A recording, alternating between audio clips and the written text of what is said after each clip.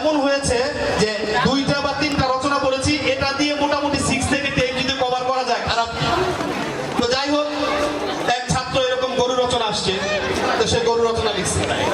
গরুর 4টা পা আছে, গরু আমাদের গৃহপালিত পশু, গরু দুধ দেয়, গরুর দুধ দিয়ে ছানা, মিষ্টি, আমিত্তি, ঘি নানান কিছু হয়।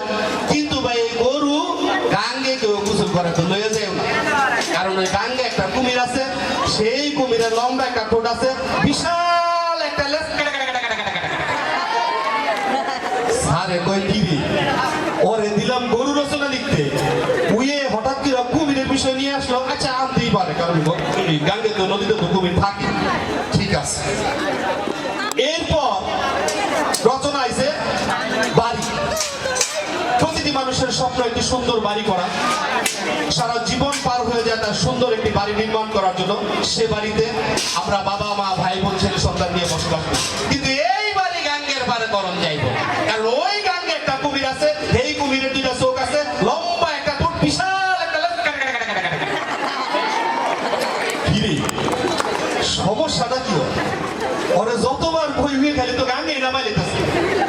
দাদা এবার খুব চিন্তা করে স্যাররা সব ভোট মিটিং বসে গেছে, উঠান স্যারে, শাহিনে, মানিক স্যারে আর অন্যান্য স্যার যারা আছে সবাই ভোট মিটিং করছে। পরে এই কুমির থেকে বাইর করতে কি করা যায়, কি করা যায়। ঠিক আছে, তাহলে এইবার রচনা দিচ্ছে রেলগাড়ি। তো রেলগাড়ি যানবাহনের একটু অন্যতম মাধ্যম হচ্ছে রেলগাড়ি, একমাত্র বাহন যেখানে তুমি নির্দিষ্ট সময় উঠবে এবং নির্দিষ্ট সময় নামতে পারবে। রেলগাড়িতে ওঠার সময় সুন্দর একটি ছন্দ আছে, অন্যরকম ভালো লাগা কাজ করে। কিন্তু এই রেলগাড়ি যখন কর্ণফুলের নদীর উপর দিয়ে যায়, তখন এই কলজাটা দুপুক দুপুক করে, কারণ ওই নদীর মধ্যে একটা কুমির আছে, সেই কুমিরের 2টা চোখ আছে, লম্বা একটা ঠোঁট, বিশাল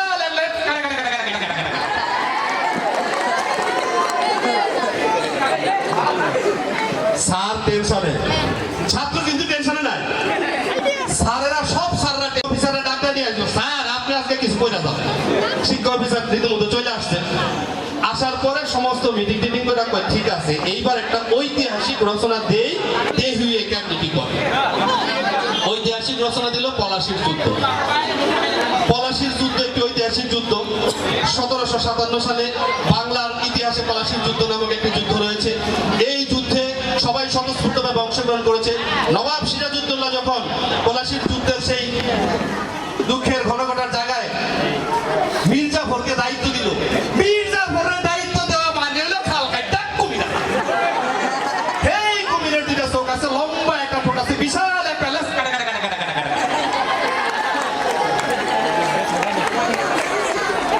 চলবে চলবে না, বন্ধ করে দিই। ও আচ্ছা আচ্ছা আচ্ছা আচ্ছা, আরেকটা দিয়ে শেষ করে দেবো। হ্যাঁ, একটা দিয়ে শেষ করে দিই। আচ্ছা ঠিক আছে। এক অ্যাডভোকেট সাহেব সকালবেলা সে হেঁটে যাচ্ছে, তো সেইখানে এক ডাক্তারের চেম্বারে লেখা, যদি বিফলে চিকিৎসা হয় তাহলে 1000 টাকা পুরস্কার। বাবা পাইছি, কয়দিন ধরে কোর্টে যাই আসি, ইনকাম হয় না, ওরে যদি ঠকাইতে পারি তাহলে 1000 টাকা পকেটে আইব। তো উকিল সাহেব খুব ভাবসা বলে ডাক্তারের চেম্বারে গেছে। চেম্বারে যাওয়ার পরে বলছে, ডাক্তার সাহেব আমার তো শরীরটা ভালো লাগে না, কয়দিন ধরে এই মুখে স্বাদ পাই না, তো আপনি যদি একটা ওষুধ দিতেন। কয় সাহেব ওই যে 14 নম্বর বোতল হলো, তো 14 নম্বর বোতল লইয়া জিহ্বার আগার ভিতরে একটু 1 ফোঁটা দিয়ে দিছে। কয় স্যার এটা তো কেরোসিনটা দিলেন, এই তো স্বাদ ফিরাইছে, 1000 টাকা দিতে। এখন উকিল সাহেবের কাছ থেকে 1000 টাকা নেওয়া, যে পাবলিকের থেকে টাকাটা না, এত ঘুম না পরে যেমনিও এইখান থেকে সাইজ করতে।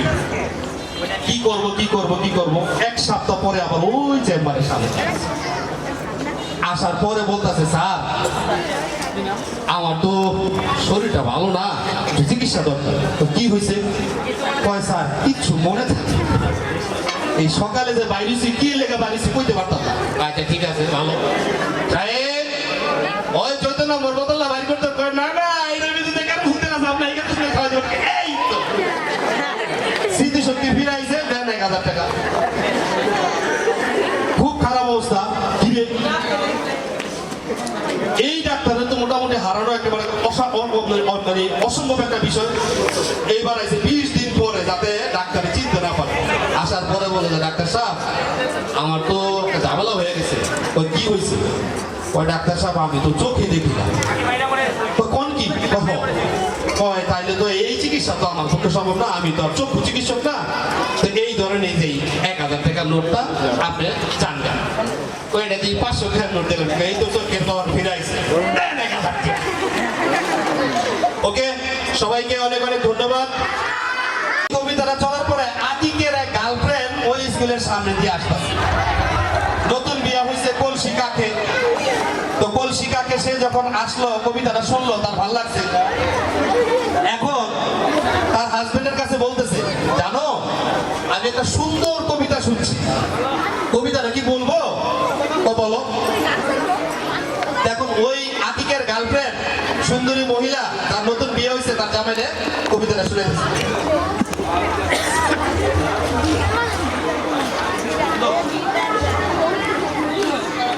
ওই দেখা যায় তাহার গান, ওরে ওই আমাদের গান, ওইখানেতে বাস করে কানা বগির ছা, আহে রে কানা বগির ছা।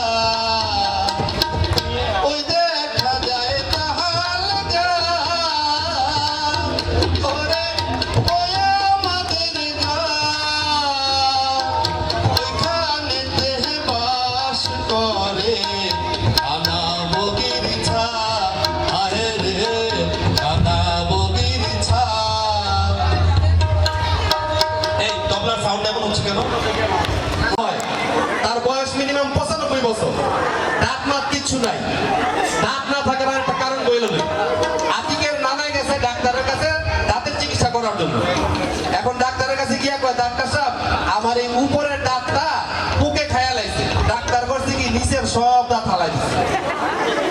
আপনি এটা কি করলেন? কয় যাতে পোকে খার হইয়া উপরের দাঁত খাইতে না পারে, এই লেগে নিচে সব ফালাই দিচ্ছে।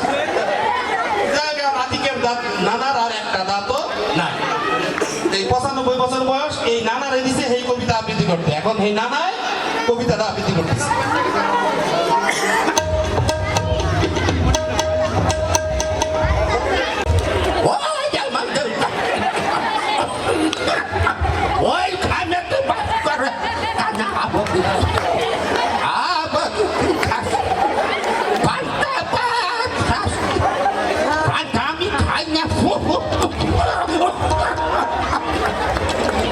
লঙ্গি খারাপ হয়ে গেছে,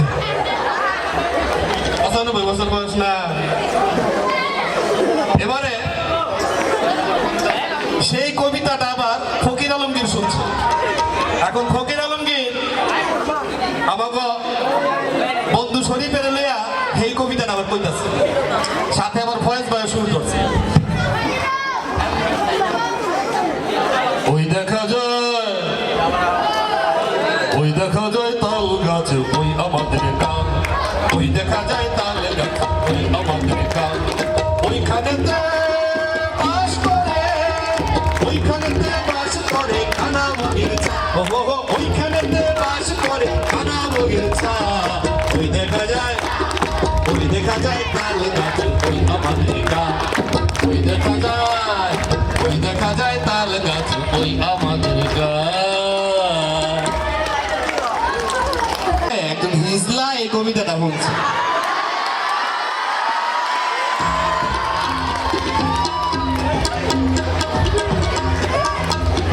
ওই দেখা যায় তাল গাছ,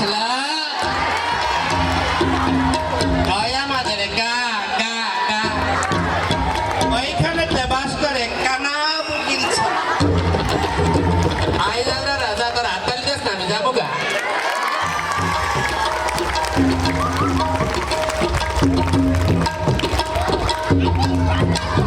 এবারে রাজনীতির একজন মঞ্চের মানুষ, নির্বাচন চলছে নাকি? এখন সে তার মতো করে কবিতাটি বলছে। ওই দেখা যায় তাল গাছ, ওই আমাদের গান, ওইখানে বাস করে কানা বগির ছা, ওই আমাদের গাছ, আমাদের গাছ, আমার বাড়ি না। তেমন রাজনীতিবিদকে বা তেমন নেতাকে ভোট দেয়া যাবে না। যে একজন শিক্ষিত মার্জিত ভালো মানুষ তাকে ভোট দিতে হবে। ওকে, আচ্ছা দেখ, এবার হচ্ছে আমাদের কুদ্দুস বয়াতি, আমাদের শরীফের বন্ধু, ফয়েজ ভাইয়ের আত্মীয়। এই কুদ্দুস বয়াতি আবার এই শাহিনের বাসায়, আমাকে বন্ধু শাহিন আছে না তোমাকে টিচার, এই শাহিনের বাসায় এসে নিয়মিত খাওয়া দাওয়া করে। মানিক স্যারও একদিন মুরগি খাওয়াইছে, কিন্তু ঝাল বেশি দিয়ে রাখছে, কুদ্দুস বয়াতি খাইতে পারেনি। এখন এই কুদ্দুস বয়াতি তার মতো করে কবিতাটি আবৃত্তি করছে।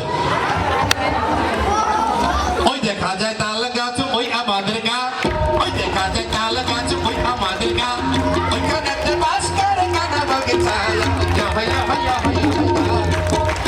ওই দেখা যায় তাল গাছ ওই আমাদের গা, ওই দেখা যায় তাল গাছ ওই আমাদের গা, ওইখানে একটা বাস করে কানা বাগিচা, ভাইয়া ভাইয়া ভাইয়া।